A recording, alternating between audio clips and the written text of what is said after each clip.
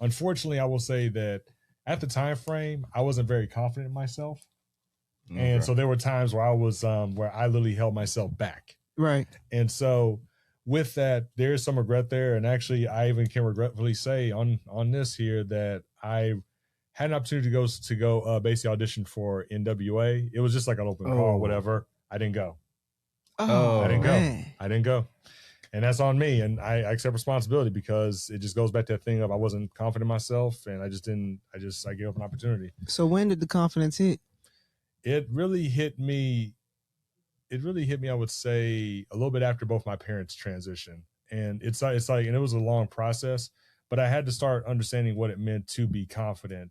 And so for me, it's really kind of been a journey. And so it really wasn't until my parents transitioned.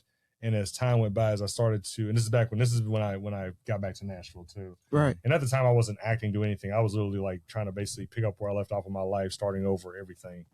And so once I started to basically take care of myself more and started really feeding more into myself and stopped trying to look for validation from other people or whatnot, and just started learning to cheer for myself whenever I had those moments where I did well, even if I didn't do well, it's okay, accept it and just keep it pushing.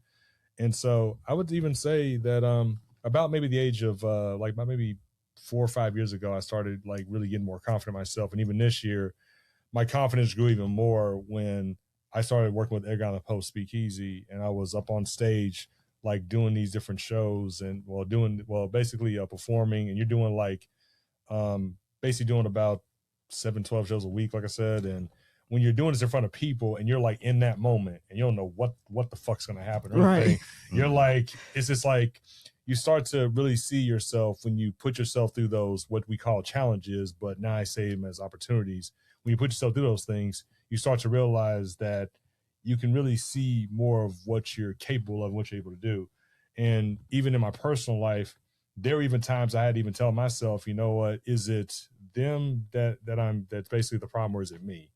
Like, and a lot of times it's really us getting in our own way. And that's something I realized for myself is like, you know what, I got to start putting myself out there more. I got to start pushing myself more, start speaking more, start doing more stuff, start taking care of my health, really getting to know myself and stop trying to look for validation from some other person or trying to feel like, or trying to basically feel like as though if I don't have this and it's not good enough, it's like, no, like you're already enough. And so once I started realizing that and doing that self-check and doing that self-help, and that's why I say encourage everybody, especially men, mental health is important.